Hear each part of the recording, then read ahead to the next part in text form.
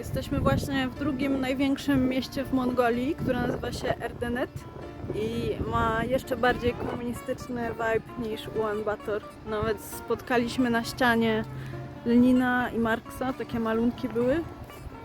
Co jeszcze było? No te bloki są takie bardzo komunistyczne i szare.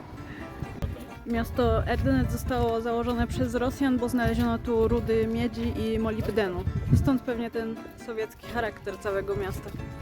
Erdenet was established when? The Erdenet is established 1976 Uh-huh. based on a copper mine company. Yeah. And a copper mine company was established between Russian and Mongolian cooperation. Aha, okej. Szlajamy się przez chwilę po arcymalowniczym miasteczku Erdenet. Ciekawy jest fakt, że to miasto to drugie największe miasto tego kraju, chociaż liczy sobie zaledwie 100 000 mieszkańców, podczas gdy Ulaanbaatar, stolica, to aż 1 400 000. Tymczasem czeka nas dzień w drodze. Jedziemy 6 godzin na zachód, aż do miasteczka Moron, które będzie bazą wypadową na północ kraju. W Mongolii jest bardzo niewiele asfaltowych dróg. Patrząc na mapę, wydaje się, że jest tylko jedna z północy na południe i może ze dwie ze wschodu na zachód. Pozostałe są szutrowe.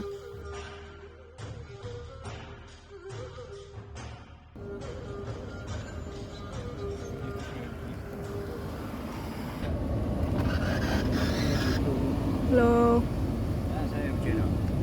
How much? In Hidwe? In Hidwe? Miank. Miank. A, miank, czyli 1000. Mm. Bajtla. No to jak widzicie, opłaty za drogę są dużo tańsze w Mongolii niż w Polsce, bo płacimy tutaj 1000 tugrików, czyli złotówkę. Tak, i tyle samo zapłaciliśmy przy wyjeżdżaniu z Ulaanbaatar. Bo tutaj za wszystkie drogi asfaltowe się płaci, no ale niewiele.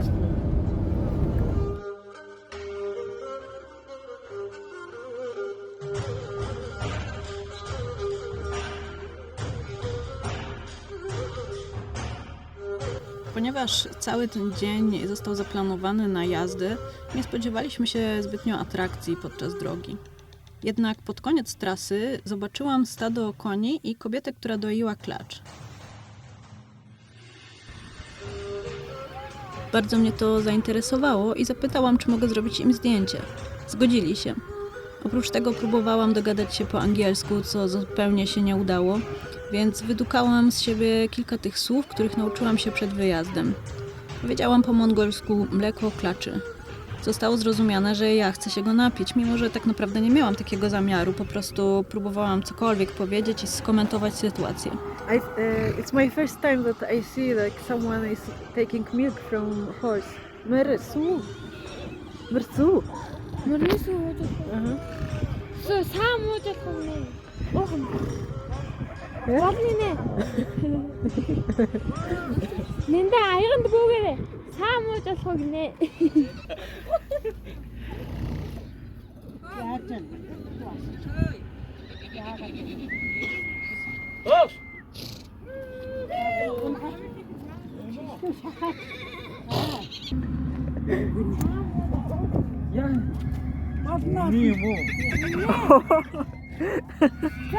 За?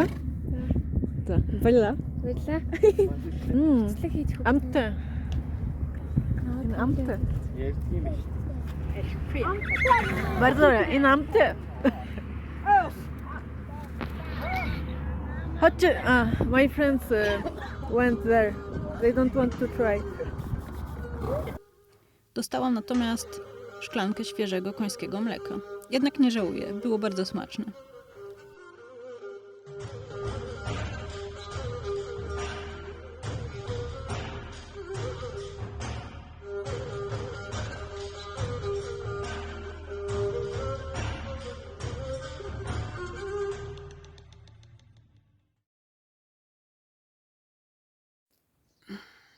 Cześć moi drodzy. Właśnie wstałam i wszystko mnie boli, bo w Mongolii są strasznie twarde łóżka.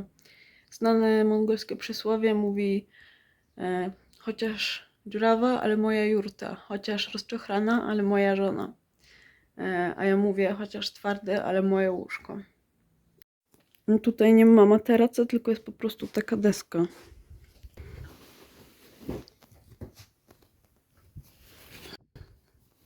Zobaczcie, niby to jest materac, ale jak się dotknie, to jest tylko deska. Wszystko mnie boli.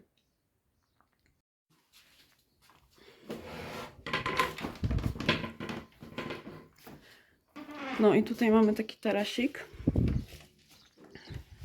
Piękne miasteczko Moron. Pani nam powiedziała, że będzie piękny wschód słońca na tarasie, tylko że taras jest skierowany na zachód. Jest jedyną osobą w promieniu 100 km, która mówi po angielsku.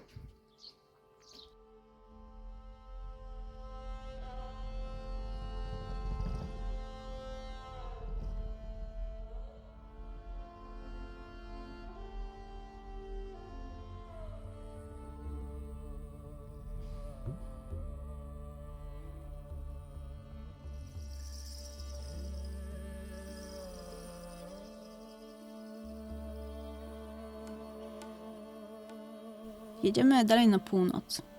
Po drodze natykamy się na bardzo dziwną atrakcję turystyczną, na wielki blaszany znak 50-100. Okazuje się, że Mongolia to kraj, który leży na tej samej szerokości geograficznej co Polska, na 50 równoleżniku. Jestem w stanie wyglądać jak zera? No tak. Na 5? No właśnie. 5 gorzej. 5. W drugą stronę. W drugą stronę.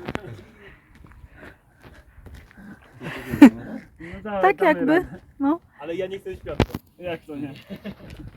Pomimo tej zbieżności, w Mongolii jest zupełnie inny klimat niż u nas, a to dlatego, że jest położona w głębi kontynentu, czyli panuje tutaj klimat wybitnie kontynentalny, bardzo suchy i o dużych amplitudach temperatur. I właśnie zobaczyliśmy stado jaków przy drodze. Idziemy zobaczyć je z bliska, chociaż niezbyt bliska.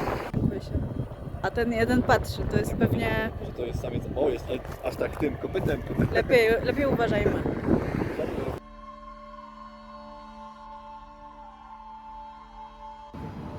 Jesteśmy właśnie nad jeziorem Kupsugu w miejscowości Katgal. Pobrano od nas opłatę w wysokości 4000 tugrików od osoby za wejście tutaj, do tej miejscowości, chyba do Parku Narodowego. A to najbardziej przaśne Visitors Center, jakie widzieliśmy w życiu. Czy to w ogóle jest otwarte?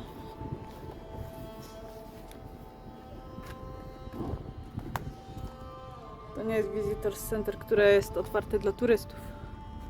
Dobra, po drugiej stronie ulicy jest czajny gazar, czyli chyba jakaś czajownia. Zaraz sprawdzimy to. Może się uda napić herbatki.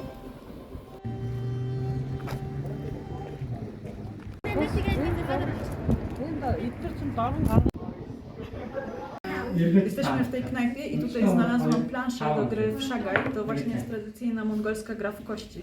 Bo to nie jest tak, jak nam się wydaje, że kości, że tam będą jakieś numerki, tylko to jest gra w kości skokowe zwierząt takich jak owce i kozy. I teraz tak, istnieje bardzo wiele różnych gier, które mają różne zasady, ale podstawa jest taka, że są 4 pozycje, w której mogą wypaść kości. Pozycja owcy, kozy, wielbłąda i jeszcze trzeciego zwierzęcia, krowy chyba, albo nie, konia, przepraszam. Koń jest najważniejszym zwierzęciem, więc na pewno jest pozycja konia. Gra w kości jest też jedną z dyscyplin na święcie Nadam, jest 4. dyscypliną.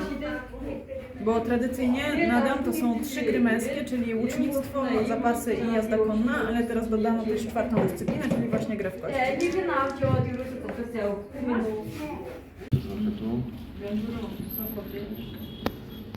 Ciekawe, jak się nazywają te dania. Tak, Z nudlami. Tak, ja brałem piluszkami. I wy wszyscy wzięliście te Tak. Jajczany. Za takie danie z jajkiem zapłaciliśmy 11 000, czyli 11 zł, a za zupkę też wyszło 11. Czyli i to jest knajpa właśnie w takiej turystycznej miejscowości Katgal. Czyli nawet tutaj takie ceny jedzenia są rozsądne, tylko był dosyć duży problem z tym, żeby coś zamówić, bo Dania są zapisane ręcznie na tablicy w cyrylicy i w dodatku są po mongolsku, ale udało nam się dorwać kogoś, kto mówił po angielsku. Jakąś jedną osobę z 20, które tu były rozsiane po okolicy i pokazywał nam przez internet też, co właściwie zamawiamy, zdjęcia, no bo chyba nie byłby w stanie też dobrze opisać tego, co byśmy zamawiali.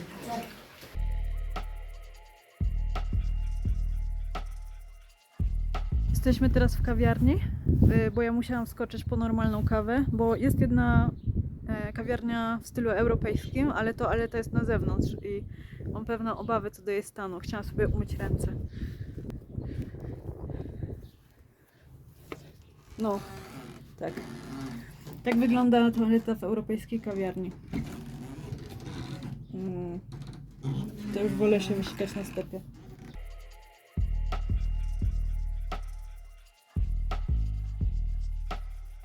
Rejon jeziora Hupsugu znany jest z plemienia, które hoduje renifery.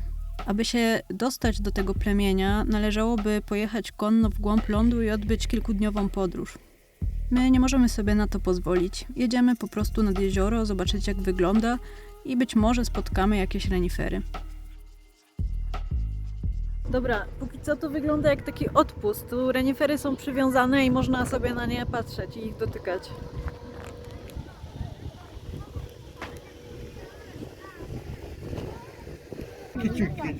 Solo jätti vedere. Vedere. Chyba go tak trzeba krótko, że nie mówią gdzie to No.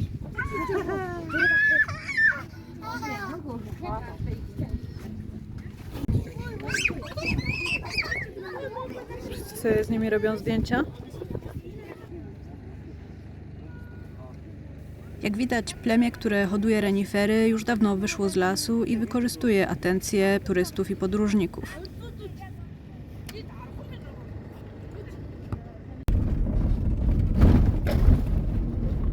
Progi zwalniające zrobione z kłód drewna, rzuconych na szutrową drogę. Tylko w Mongolii takie rzeczy. Interesujący jest fakt, że ma się tutaj bardzo dobrze turystyka krajowa. Większość podróżnych to po prostu Mongołowie, którzy zwiedzają inne rejony swojego własnego kraju. Wygląda na to, że jezioro Hupsugu to bardzo duża atrakcja turystyczna. Wynika to z ruchu, jaki tu panuje na drogach i ogólnej atmosfery rozgardiaszu. Jezioro Hupsugu rzeczywiście jest piękne. Przejrzysta woda zachęca do kąpieli, a wzdłuż brzegów pasą się konie.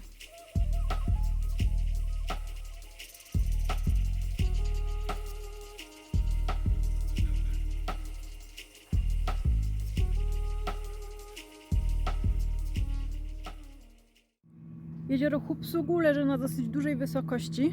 Według mapy wydaje się, że jest otoczona wysokimi górami, bo to są szczyty o 3000 metrów, ale ponieważ jesteśmy już na dużej wysokości, to lustro wody jest na dużej wysokości, to wydaje się, że to nie są wcale tak wysokie góry. Cała Mongolia to jest najwyższy, może nie najwyższy, ale to bardzo wysoko położony kraj, bo średnia wysokość Mongolii to 1500 metrów nad poziomem morza. Jak się okazuje, woda jest naprawdę bardzo zimna. Jest lodowata. Myślę, że może mieć około 11 stopni. Dlatego po prostu tam wchodzimy i wychodzimy od razu, żeby tylko zaliczyć jeziorko. Jeszcze tego samego dnia wracamy do Moron, gdzie mamy nocleg i dopiero od kolejnego dnia będziemy wyruszać na południe do Karakorum.